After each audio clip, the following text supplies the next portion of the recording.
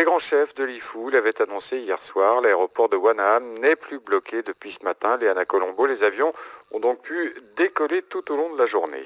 Après marée hier, c'est aujourd'hui à l'IFU que la situation s'éclaircit. Les vols d'Air Calédonie et d'Air Loyauté peuvent en effet de nouveau circuler depuis ce matin. Le blocage aura duré un peu plus d'une dizaine de jours. Mais attention, cette fin de blocage pourrait être temporaire, selon Gaspard Sawaza, membre du collectif des usagers de l'IFU. Hier, on a discuté jusqu'à tard la nuit et on a reçu le conseil d'Air Djerou, représentant du trois grands chefs, pour nous dire comme la tension actuellement à l'IFU est au summum, due à la billetterie qui est partie en fumée et également il y a les vacances qui arrivent là, donc il faut apaiser les tensions. On va transmettre une lettre là à Calédonie qu'on ouvre pour apaiser les tensions. Par contre, on maintient le piquet de grève et on est ouvert à la discussion. Ici, le 22 octobre, on n'a pas gain de cause. Là, on continuera à bloquer l'aéroport de Wanaham. Notons d'ailleurs que le MEDEF-NC dénonce fermement dans un communiqué l'incendie qui a eu lieu hier à l'agence Air Calédonie de Houé. Il appelle à une fin définitive des restrictions au trafic aérien dans les îles et soutient les victimes de ces blocages. Le syndicat du personnel d'Air Calédonie a également envoyé un communiqué cet après-midi.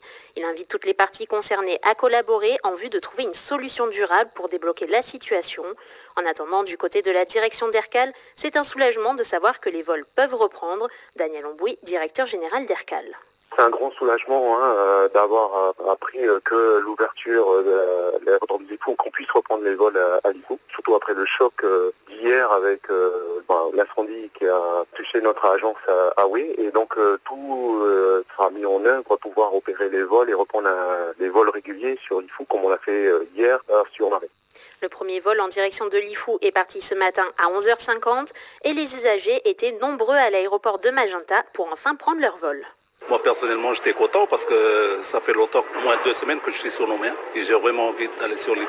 Et je suis pas arrivé ici vers 5h du matin à Magenta là, pour pouvoir prendre 2 places pour l'IFU parce que j'étais avec mon épouse et les vols sont complètes. Il y avait juste une place pour le premier vol, ça fait qu'on est là pour attendre quoi. On devait partir à l'IFU, ça fait 1 mois et demi qu'on a pris les billets pour l'IFU et finalement dans la panique on s'est dit c'est sûr que ça va être annulé et donc on s'est dit il faut absolument qu'on voit pour partir ailleurs, donc on a passé je sais pas combien de temps à essayer de réserver pour UVA en se disant on sécurise le week-end.